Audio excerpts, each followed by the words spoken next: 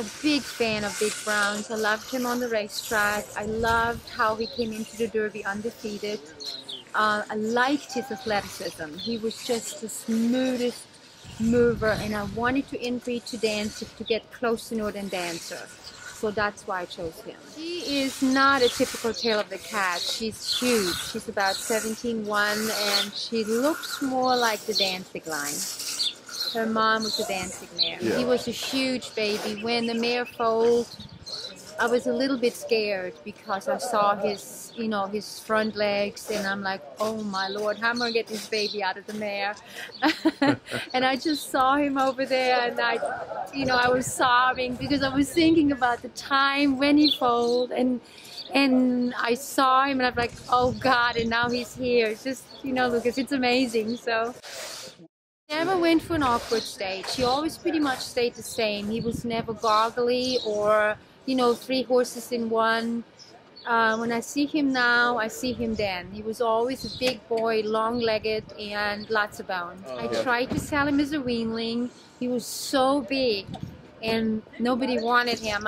When I say nobody wanted him, I had a $100,000 reserve on him, and the last bid was 85, and I felt like he was good enough to where I really wanted 100, so I took him back home. But there were very few people who really, everybody liked him, but everybody was scared of his size. Bought him back as a yearling and sold him at Basic Tipton, and same thing, he was huge, he was tremendous, he looked like a 2-year-old.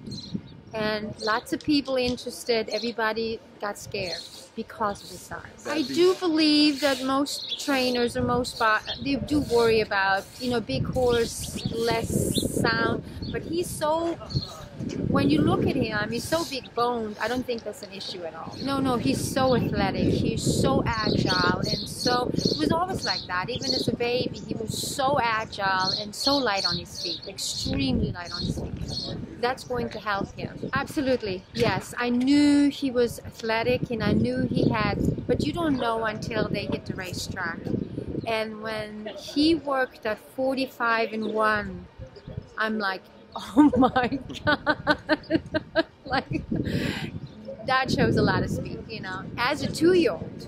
And when I saw him here in November, and when he came down the lane, the home stretch, and he did it so easy, and with his ears perked and like going away by 8.5,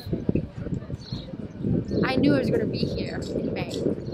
Yeah. When he came back on firing line, it showed how tough he was mentally. Because literally, he was beat on the rail. And for a young horse to come back and show that he's a fighter is just tremendous. It's just absolutely tremendous. I don't think you've seen his best race yet. I really don't think so. I don't really think he has pushed the limit yet. I think the best is yet to come, hopefully. Not at all. I think mile and a quarter, he loves the distance. That's not even an issue. When you watch him, I saw him at Santa Anita, and the way he galloped out, not even an issue. I think the longer the race is going to be, the more fun he's going to have. And I think, at the Derby, it's all about post position, it's all about traffic, it's all about not being afraid to go through a hole, because they're all young horses, so